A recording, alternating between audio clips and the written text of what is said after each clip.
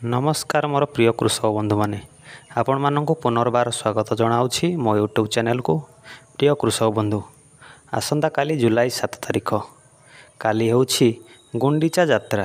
प्रभु बड़ ठाकुर जगन्नाथ, बड़ भाई बलभद्र और भौणी सुभद्रा को नहीं माउसी माँ घर जीवे और तांको भक्त माननकु दर्शन देवे। तेबे यही गुंडीचा यात्रा उपलक्षे मु आपण माननकु अनेक अनेक शुभेच्छा और हार्दिक अभिनंदन जनाऊँगी।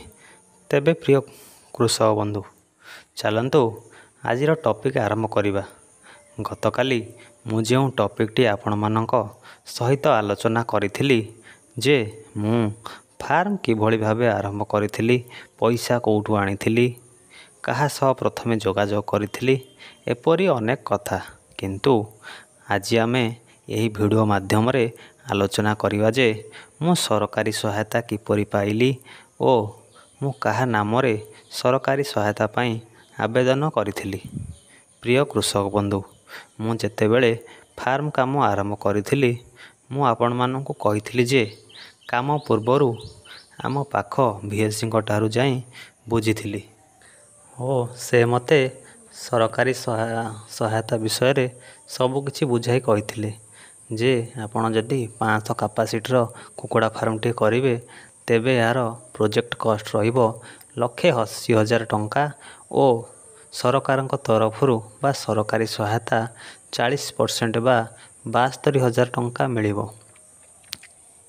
एवं तांको कथा अनुसार मु फार्मर कार्य आरंभ करथिली और यारी मध्य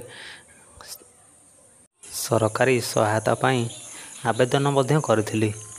मु जो सरकारी सहायता पाई आवेदन कली यह मो माँ को नाम करथिली, कारण महिला पाई 40% सरकारी सहायक थिला। सेथिपाई मु मो माँ को नाम रे यह आवेदन करथिली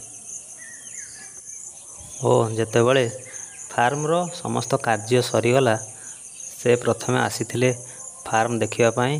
प्रथमे से फार्म देखिथिले एवं तार फोटो मध्य उठाई से नैथिले, जहा फल रे मोर प्रथम किस्ती 28,000 टंका अकाउंट को आसथिला एवं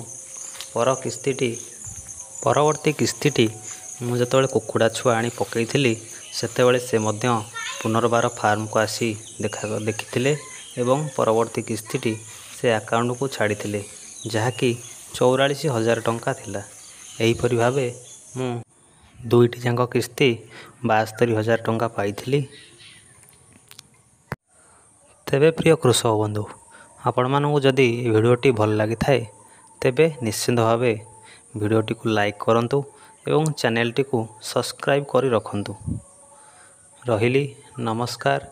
जय जगन्नाथ, जय श्री राम।